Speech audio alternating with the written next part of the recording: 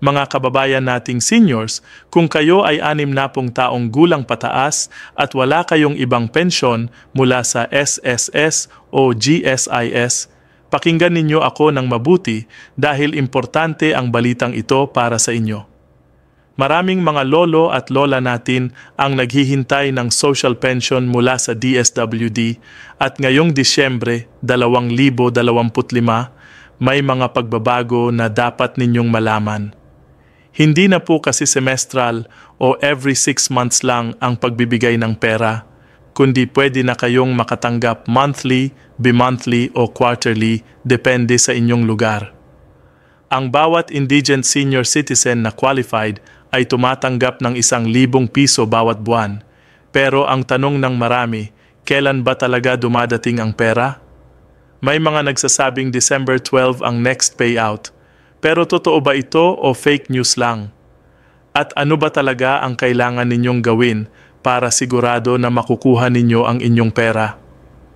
Maraming tanong, maraming kalituhan, at maraming seniors ang nag-aalala na baka hindi nila makuha ang kanilang karapatan.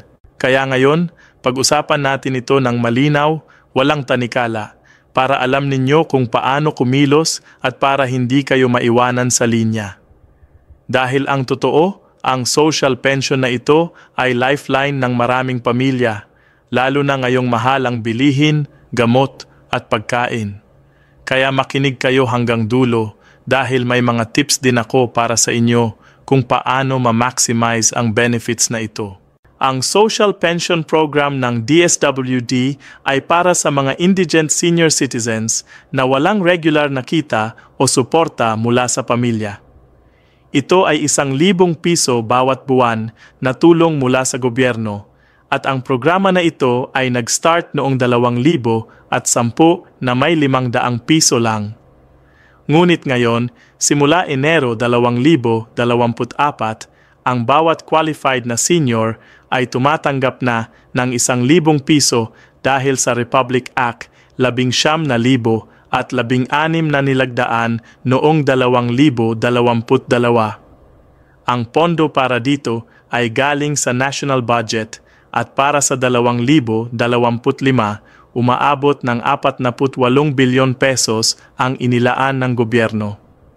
Ito ay isa sa pinakamalaking cash transfer programs sa bansa para sa ating mga matatanda. Ang layunin nito ay tulungan ang mga seniors na bumili ng pagkain, gamot at iba pang pangangailangan araw-araw. Dahil maraming seniors ang walang anak na tumutulong o walang ibang source ng income, ang 1,000 piso na ito ay malaking bagay na para sa kanila. Pero tandaan, hindi lahat ng seniors ay qualified para sa social pension na ito. Ang programa ay exclusive lang para sa mga indigent o mahihirap na seniors na walang ibang pensyon. Kung mayroon kayong SSS o GSIS pension, hindi kayo pwedeng makatanggap ng social pension dahil ang batas ay nagsasabing hindi pwedeng double pension. Kaya maraming nagtanong, paano kung maliit lang ang SSS pension ko, pwede ba akong mag-apply sa social pension? Ang sagot ay hindi. Kahit maliit ang inyong SSS o GSIS pension, basta may natatanggap kayong monthly pension, automatic na hindi kayo qualified para sa DSWD social pension. Ang programa na ito ay strictly para sa mga walang ibang income at certified indigent ng inyong barangay. Ngayong Disyembre 2025, ang schedule ng payout ay nakadepende sa inyong local government unit. Ang DSWD ay nagbigay ng direktiba na hindi na semestral ang payout, kundi pwede ng monthly, bi-monthly o quarterly. Ito ay depende sa arrangement ng inyong city o municipality. Ang dating system kasi ay every 6 months lang, kaya ang seniors ay tumatanggap ng 6,000 piso kada semester. Pero ngayon, ang LGUs ay may flexibility na mag-release ng funds na mas madalas para mas regular ang cash flow ng ating mga seniors. Sa Manila, halimbawa, ang payout ay quarterly, kaya tumatanggap ang seniors ng 3,000 piso kada 3 meses. Sa ibang lugar naman, monthly na talaga ang release ng 1,000 piso. Pero ang tanong, Disyembre 12, 2025 ba talaga ang payout date? Ang totoo, walang nationwide na fixed date na Disyembre 12 para sa social pension payout. Ang mga payout dates ay different per region at per municipality. Ang DSWD ay nag-coordinate sa LGUs at ang bawat LGU ay may sariling schedule depende sa availability ng funds at logistics. Kaya kung nakita ninyo sa Facebook o YouTube na may specific date na Disyembre 12, malamang ay rumor lang yan o specific lang sa isang lugar.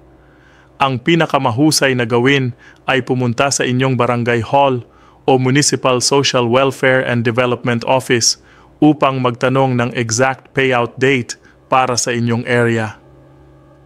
Maraming seniors kasi ang napapagod kakahintay dahil hindi alam ang tamang schedule. Ang mga payout ay ginagawa through different modalities. Ang karamihan ay cash payout sa designated payout centers sa barangay o municipal hall. May mga lugar na gumagamit na ng Land Bank Cash Card o GCash para mas convenient at mas secure. Ang digital payment ay pilot program pa lang pero unti-unti nang ini-implement sa mga urban areas. Kung bedridden kayo o hindi makakagalaw, ang social pension staff ay pwedeng mag-deliver personally sa inyong bahay. Pero kailangan ninyo ng authorization letter at valid ID ng inyong representative kung hindi kayo makaka-claim personally. Ang importante ay updated kayo sa announcements ng inyong barangay para hindi kayo mapag-iwanan. Para sa mga bagong applicants, ang proseso ay nagsisimula sa inyong barangay. Kailangan ninyong pumunta sa Office of Senior Citizens Affairs o OSCA at mag-submit ng requirements. Ang mga kailangan ay valid ID, birth certificate o proof of age, barangay certification of indigency at personal data sheet. Ang social worker ay mag-conduct ng interview para i-verify ang inyong financial status at living conditions. Ang verification na ito ay importante para sigurado na ang tulong ay mapupunta sa mga talagang nangangailangan. Kapag approved na kayo, ang inyong pangalan ay ipapasok sa Beneficiary Management Information System ng DSWD. Pero ang processing time ay pwedeng umaabot ng ilang linggo o buwan depende sa volume ng applications sa inyong lugar. Ang pinakaimportante na reminder ay huwag kayong maniwala sa mga fake news sa social media. Maraming scammers na nagpo-post ng fake payout schedules o nagsasabing kailangan ninyong mag-register online at magbigay ng personal information.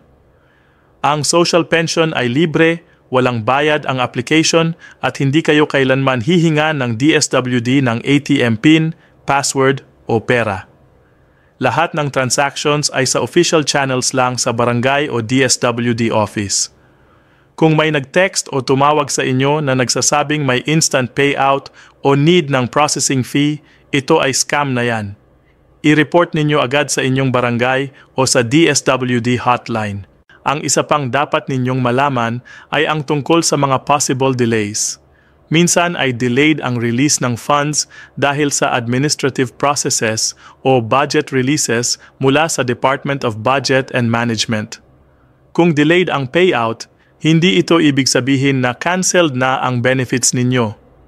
Ang mga arrears o naantala na payments ay ibibigay pa rin eventually kapag na-release na ang budget. Kaya huwag magpanik kung late ng konti ang payout. Ang mahalagang gawin ay regular kayong mag-follow up sa inyong barangay para updated kayo sa status ng release. Para sa mga seniors na may complaints o issues sa benefits, mayroon kayong grievance mechanism. Pwede kayong mag-file ng written appeal sa inyong municipal or city social welfare office within 30 days kung may problema sa inyong application o kung hindi kayo naka-receive ng payout. Ang appeal ay ia-escalate sa DSWD Regional Director at hanggang sa Secretary kung kinakailangan. Ang final decision ay dapat written at explained ng maayos. Huwag kayong mahiya na magreklamo kung tama naman ang inyong reklamo dahil karapatan ninyo ang makatanggap ng tamang serbisyo. Ngayong mahal ang bilihin, ang 1,000 piso ay hindi gaano kalaki pero pwede pa rin kayong mag-budget ng mabuti. Ang tips ko ay prioritize ninyo ang maintenance medicines at basic needs tulad ng bigas at ulam. Kung pwede, mag-imbak ng kaunti para sa emergency. Huwag kayong gumastos sa mga hindi importante tulad ng lotsa o sugal. Ang pera na ito ay para sa inyong survival at dignity. May mga seniors din na nag-pool together ng kanilang pensyon para bumili ng wholesale na goods para mas mura. Ito ay magandang strategy, lalo na sa mga rural areas kung saan mahal ang presyo ng bilihin. Ang isa pang programa na dapat ninyong malaman ay ang Senior Citizen Discount at Benefits sa ilalim ng Republic Act Siyam na Libo Siyam na Raan Siyam na Put-apat o Expanded Senior Citizens Act. Bukod sa social pension, entitled din kayo sa 20% diskwento sa restaurants, medicines at iba pang establishments. May priority lane din kayo sa bangko, ospital at iba pang public places. Ang mga benefits na ito ay separate sa social pension kaya take advantage ninyo. Dalhin lagi ang inyong Senior Citizen ID para makakuha ng discount. Ang savings na makukuha ninyo from discounts ay pwedeng dagdag sa inyong monthly budget. May mga pending bills din sa Congress na nagpropose ng increase ng social pension mula 1,000 piso to 1,500 piso o 2,000 piso per month. May hearings din sa Senate Committee on Social Justice para review ito. Pero ang funding ay major concern kaya hindi pa alam kung kailan ito ma-approve. Ang importante ay may advocacy groups at lawmakers na nag-push para sa welfare ng seniors kaya may pag-asa na tumaas pa ang pension in the future. Samantala, ang 1,000 piso ay guaranteed na muna for 2,025 based sa current law. Ang DSWD ay nag-improve na rin ng digital systems para mas efficient ang distribution. May social pension information system na sila para sa tracking ng beneficiaries at payments.